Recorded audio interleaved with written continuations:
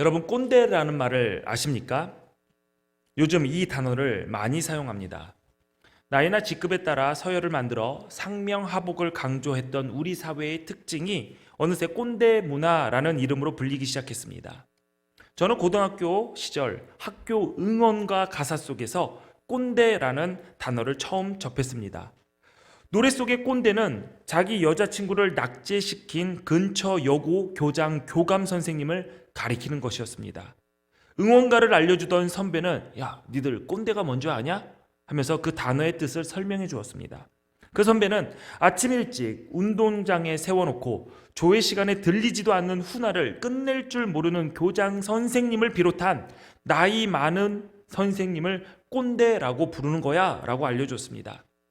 꼰대는 본래 아버지나 선생님 등 나이 많은 사람을 가리켜 50년대, 60년대 청소년들이 불량하게 쓰던 은어였습니다. 그러다 90년대쯤 쓰는 사람이 없어 거의 사라져 사어 수준으로 갔다가 최근 10여 년 사이에 죽어가던 이 단어가 부활하여 지금 매우 널리 사용되고 있습니다.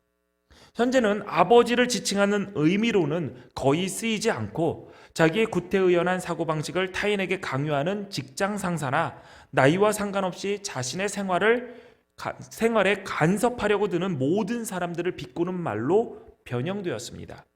또 기성세대들의 규칙을 강조하거나 가르치러 드는 일을 꼰대질이라고 합니다. 요즘은 자신의 경험을 통해서 얻은 지혜를 말할 때는 조심해야 됩니다. 잘못했다가는 꼰대질 하지 마라 라는 소리를 듣기 십상이기 때문입니다. 언제부터인가 나이 듦은 존경의 대상이 되었다기보다 괜히 나서서 꼰대로 조롱받지 않기 위해 조용히 있는 듯 없는 듯 뒤로 물러나야 할 시기로 여겨집니다. 이런 일들은 어쩌면 경험과 지혜를 가진 선생님들과 어른들을 거부하는 이 세대의 흐름을 보여준다라고 할 수 있습니다. 하지만 지금도 젊은이들은 어른을 기다립니다. 그것도 매우 간절하게. 갈림길에서 헤맬 때 통찰력 있는 어른의 한마디를 필요로 합니다. 삶의 의미에 굶주린 자들은 지금도 자기만의 단단한 가치관으로 시대를 힘껏 살아낸 어른들의 이야기가 있는 책을 뒤적입니다. 말만 무성한 이 시대에 삶으로 자신의 말을 보여주는 어른을 진정으로 만나고 싶어 합니다. 아이들의 그림을 보면 공통점이 있습니다. 제일 먼저 자기가 그리고 싶은 것을 가운데에 대충 그립니다. 그리고 다 그렸어요 라고 얘기를 해요. 그러면 선생님이나 엄마 아빠가 야, 허전한 도화지 여백에 좀 배경 좀 채워봐 라고 얘기를 하죠. 여백이 있는 곳 곳곳에 그제서야 해와 구름과 하늘에 나는 새를 그려서 그 배경을 채웁니다. 우리나라 아이들의 대다수는 뒷배경에 산과 나무를 그립니다. 그 이유가 무엇이겠습니까? 우리나라 어느 곳을 가든 산이 보이지 않는 곳이 없을 정도로 산이 많습니다. 그래서인지 학교의 교과도 대부분 산 이름이 들어갑니다. 우리 자녀들의 교과를 들어보면 노태산이 꼭 들어가요. 그래서 노태산이 어딘가 했더니 산 같지도 않은 산이더라고요. 요번에는 그거 다 깎아가지고 거기에 아파트 만든대요. 그래서 노태산이 제 동네 야산으로 변했어요. 근데 학교 교과는 다 노태산 앞에서 기상을 떨치고 어쩌고저쩌고 그래요. 제가 다니는 학교는 구룡산이랑 대모산 밑에 있었어요. 그래서 초등학교, 중학교 교과는 다 구룡산과 대모산 그리고 한강을 노래를 합니다. 참 신기하죠? 여러분 교과에 나는 산이 안 들어간다. 다 들어가세요? 그러면은 평야에 세워진 학교일 가능성이 높습니다.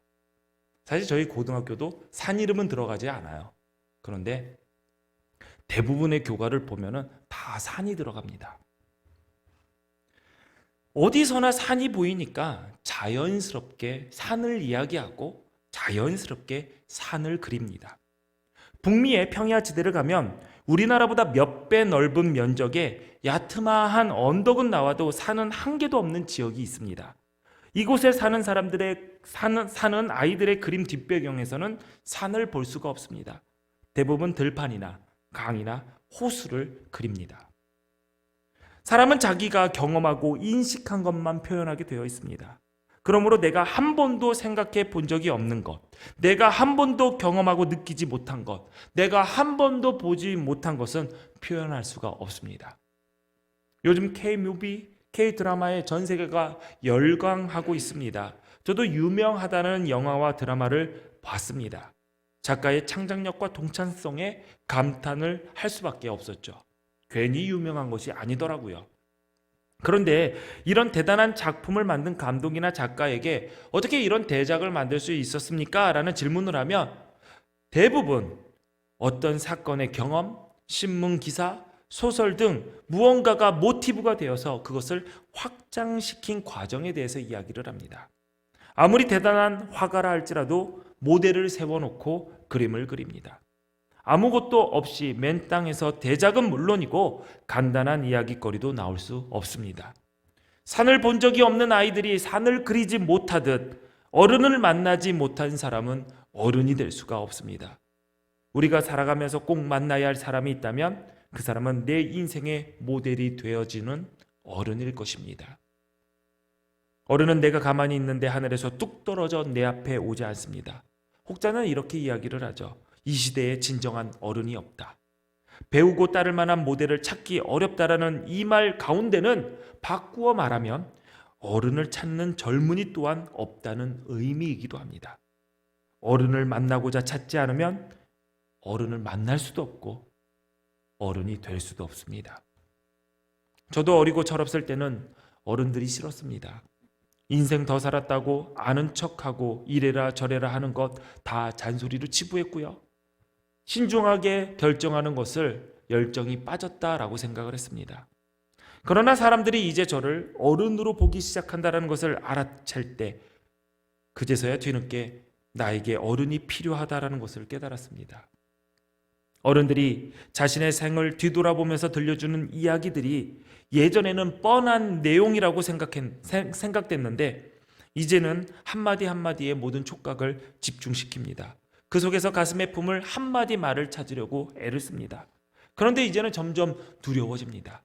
늘 함께 있어 언제든지 찾아가서 여쭤볼 수 있을 것이라고 생각했던 그 어른들이 하나둘씩 세상을 떠나갑니다.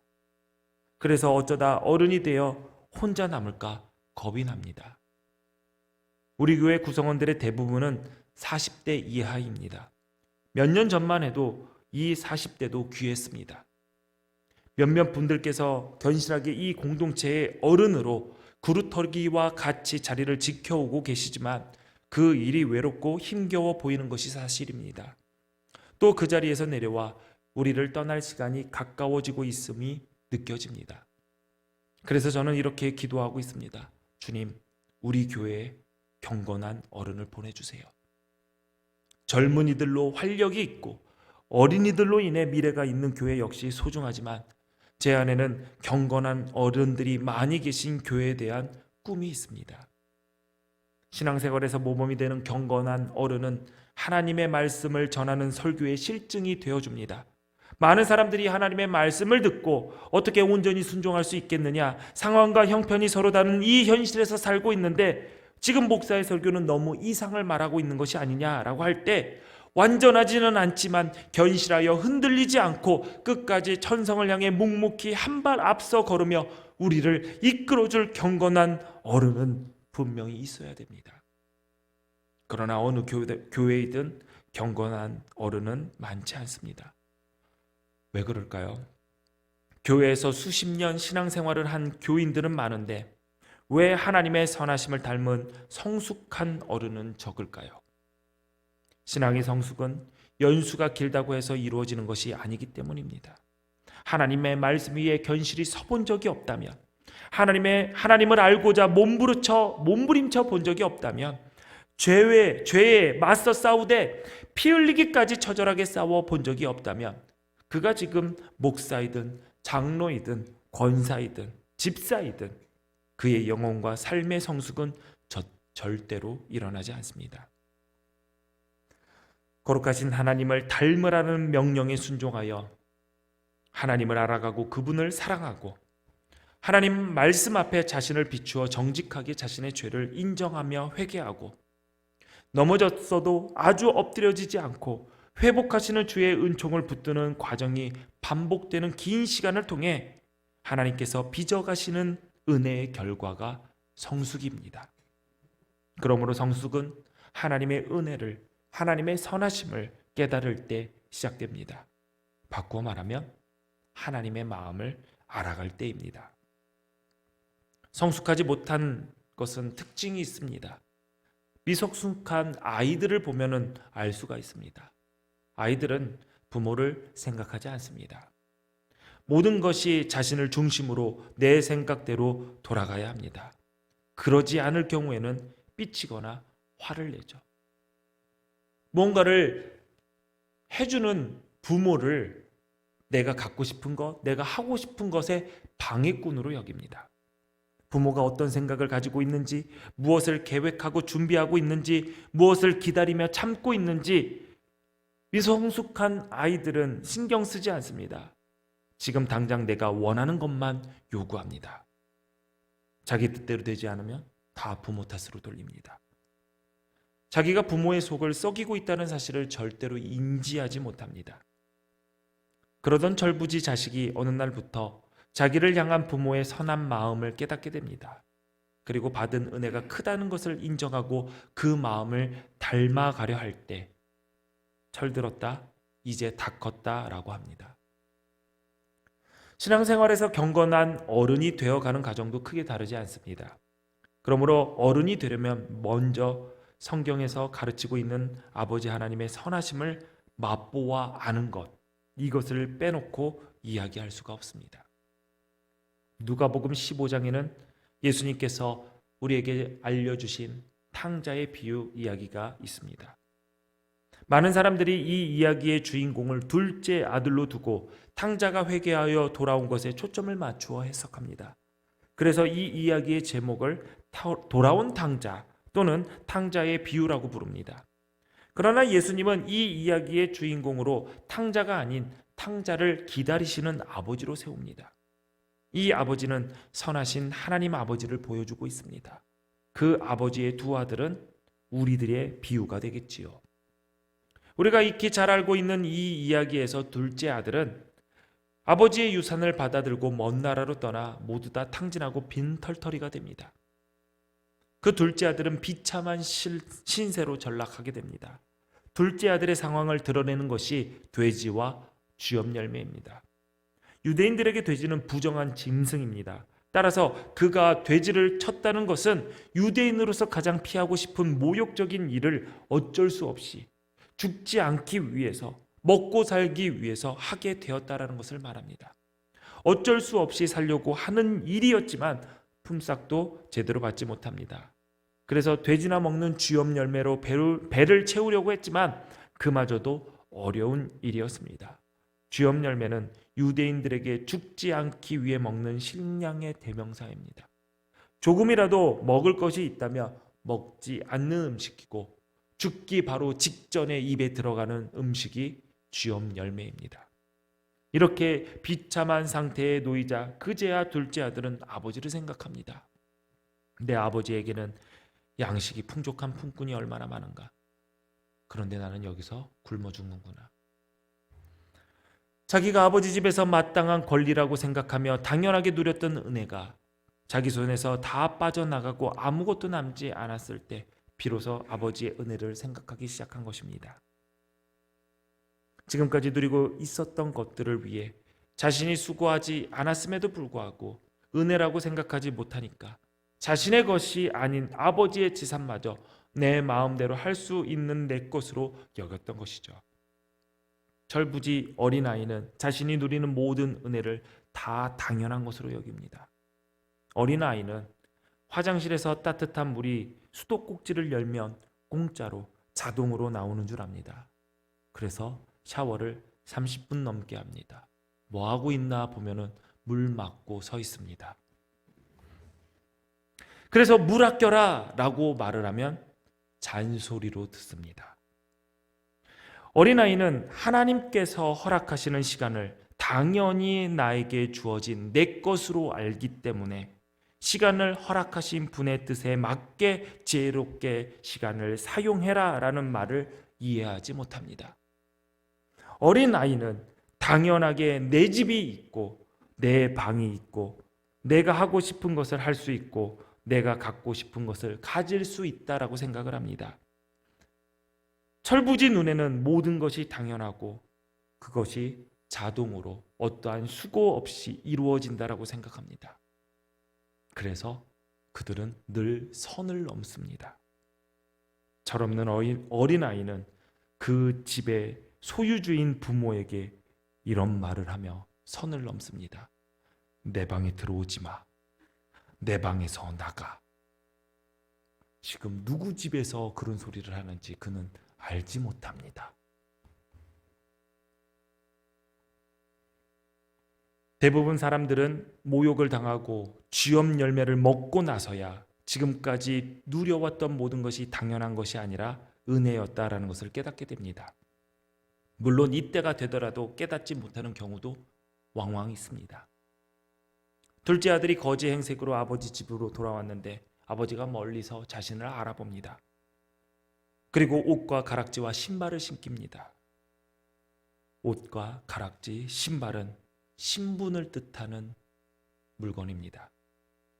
다시 아버지의 아들로 신분을 회복시켰다라는 의미입니다. 그리고 잔치를 엽니다. 모든 것을 아무 말 없이 받기만 했던 그 둘째 아들을 그 순간 깨달았을 것입니다. 내가 아버지의 가슴에 대못을 받고 떠났을 때도, 내가 아버지의 재산을 탕진하며 나만의 쾌락에 빠져 있을 때도, 내가 돼지우리에서 쥐엄 열매조차 먹지 못했던 그때도 나는 여전히 아버지의 아들이었구나. 자신이 늘 변함없이 선하신 아버지의 은혜 안에 있다라는 것을 드디어 맛보아 알게 됩니다. 이렇게 둘째 아들은 철부지 어린 아이에서 아버지의 마음을 아는 어른으로 한 발짝 다가가게 됩니다. 그 집에는 또 다른 철부지 어린아이가 있었습니다. 여러 해 아버지를 섬겨 명을 어김이 없었던 큰아들입니다. 큰아들은 아버지 곁에서 순종하는 듬직한 어른으로 보이지만 사실 그 역시 아버지의 마음을 알지 못한 철부지에 불과했습니다. 큰아들은 늘 아버지와 함께 있어 아버지의 모든 것을 누리고 있었지만 그 역시 당연한 것이었고 마땅히 내가 받아야 할 몫이라고 생각했던 것입니다.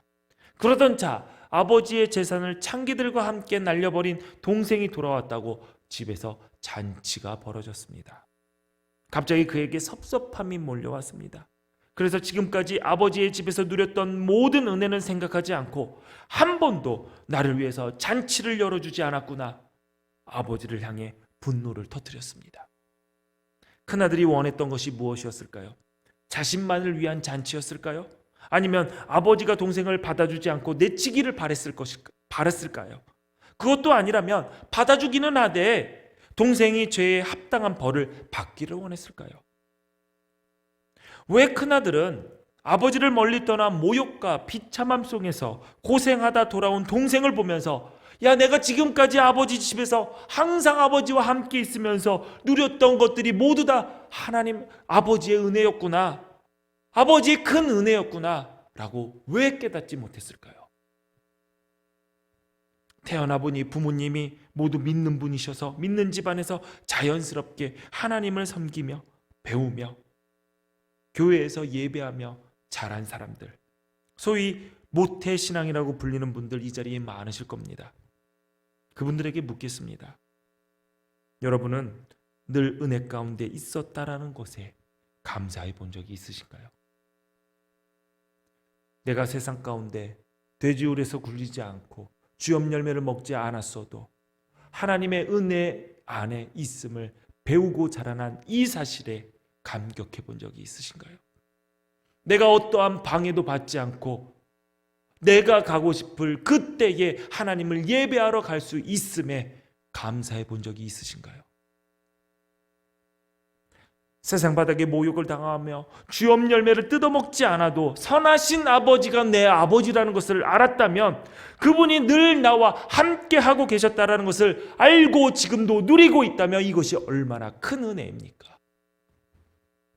그 은혜를 알지 못하면 큰아들처럼 아버지의 잔치자리를 박차고 떠날 수밖에 없는 것입니다.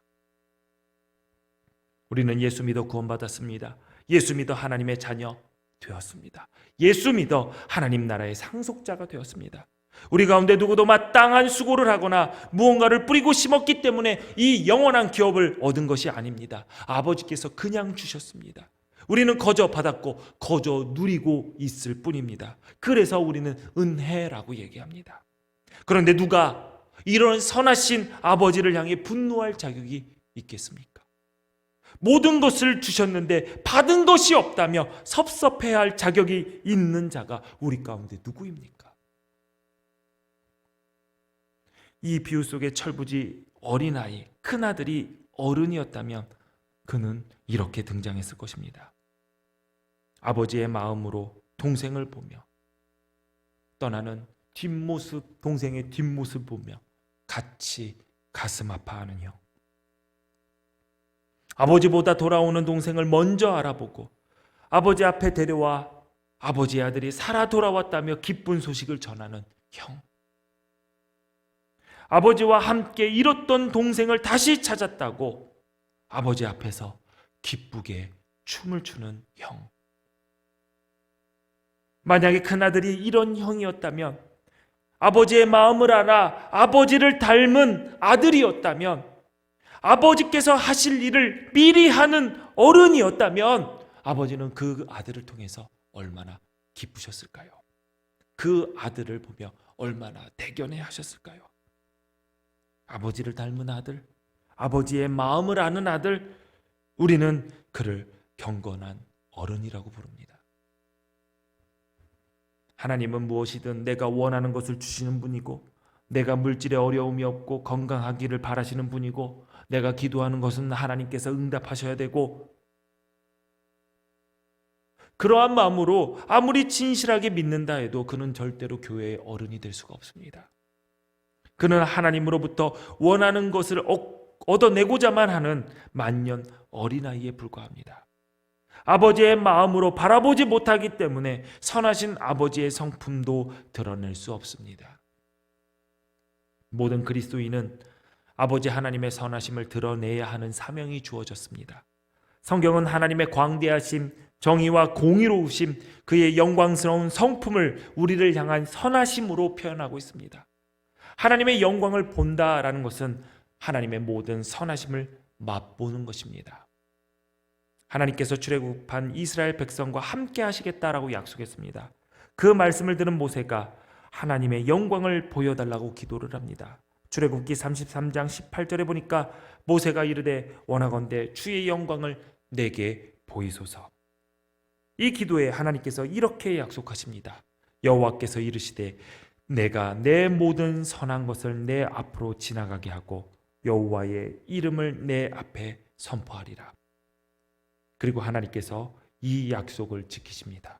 출애굽기 34장 5절부터 7절까지의 말씀을 보니 여호와께서 구름 가운데 강림하사 그와 함께 거기 서서 여호와의 이름을 선포하실세 여호와께서 그의 앞으로 지나가시며 선포하시되 여호와라 여호와라 자비롭고 은혜롭고 노하기를 더디하고 인자와 진실이 많은 하나님이라. 인자를 천대까지 베풀며 악과 가실과 죄를 용서하리라. 그러나 벌을 면제하지는 아니하고 아버지의 악행을 자손 3대까지 보응하리라. 하나님은 자신의 이름을 선포하시며 자신의 모든 성품을 모세에게 알려주셨습니다. 모세에게 약속하셨던 나의 모든 선한 것이 바로 주의 영광이고 주님의 성품입니다. 우리가 하나님의 영광을 볼 때, 하나님의 모든 선하심을 맛보아야 할 때 비로소 우리는 하나님의 형상을 회복할 수가 있습니다. 그렇다면 우리는 어떻게 해야 그 하나님의 영광을 볼 수 있을까요? 복음 안에서, 주의 말씀 안에서 그분의 선하심을 볼 수 있습니다.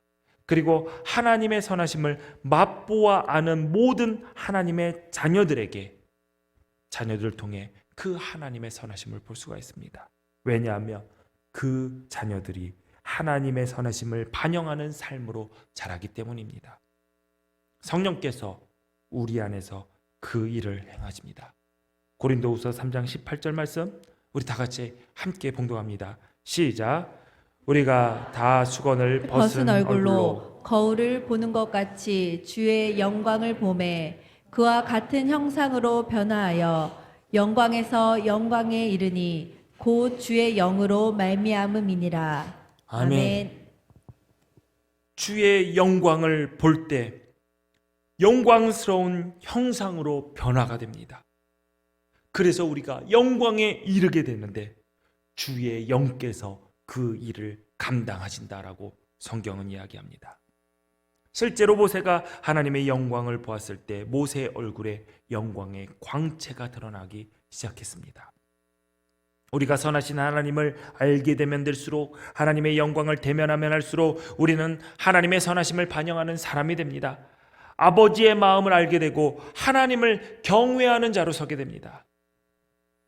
하나님을 경외하는 것에 대해 아브라함, 조슈아, 헤셀은 이렇게 말했습니다. 경외란 모든 사물이 하나님의 창조물로서 지니고 있는 존엄성과 하나님의 값진 존재임을 깨닫는 것이다.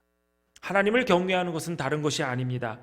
그분이 행하신 선하신 일들을 바라보며 그 일들 속에서 담겨진 그 아버지의 마음을 알고 그 마음을 아는 자답게 행동하는 것입니다. 그것이 하나님을 경외하는 것입니다.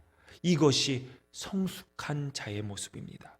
이것이 경건한 어른의 삶입니다. 사랑하는 기둥교회 성도 여러분, 하나님의 선하심을 맛보아 하십시오. 너도 함께 즐거워하고 기뻐하자 하는 아버지의 마음을 알아 그 잔치에 나도 참여하고 싶다고 아버지께 말씀드리십시오. 나만 생각하고 모든 것을 나를 중심으로 놓고 보는 이기적이고 유아기적인 태도에서 벗어나 선하신 아버지의 눈으로 모두를 바라볼 수 있기를 꿈꾸십시오. 하나님의 선하신 성품을 드러내는 경건한 어른이 되는 길을 선택하십시오. 우리가 하나님 아버지의 선하심을 깊이 경험하면 경험할수록 아버지 하나님의 선하심은 우리를 통해서 은혜를 모르는 수많은 이들에게 흘려가고 그들의 성숙의 양분이 될 것입니다. 경건한 어른, 아버지의 마음을 아는 어른, 아버지를 볼 수 있게 하는 어른, 아버지의 선하심을 풍성하게 흘려보내는 어른. 우리는 이런 경건한 어른이 필요합니다. 우리는 이런 경건한 어른이 되어야 합니다. 기도하겠습니다. 하나님 아버지, 우리에게 하나님의 선하심을 맛보아 하는 은혜를 주시고 하나님의 영광 앞에서 주를 경외할 줄 아는 지혜를 허락해 주심을 감사합니다.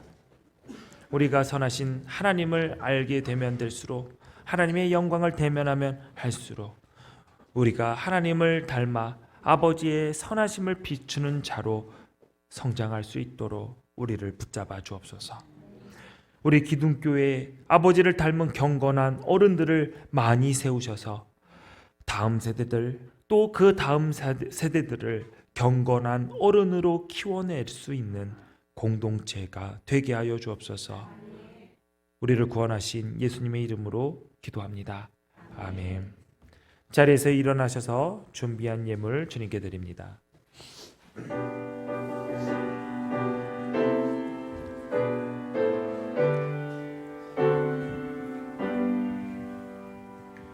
모든 것이 주께로부터 왔으니 이 예물을 주께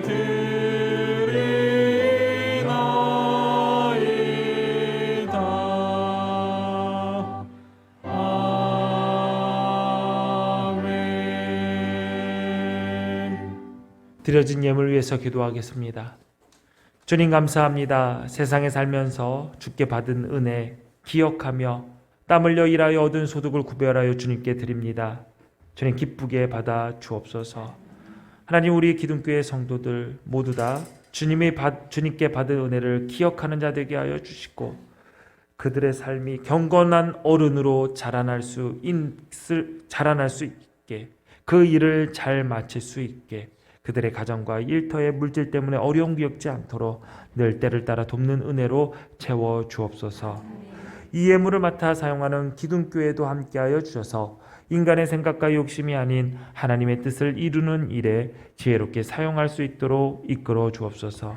예수님 이름으로 기도합니다. 아멘.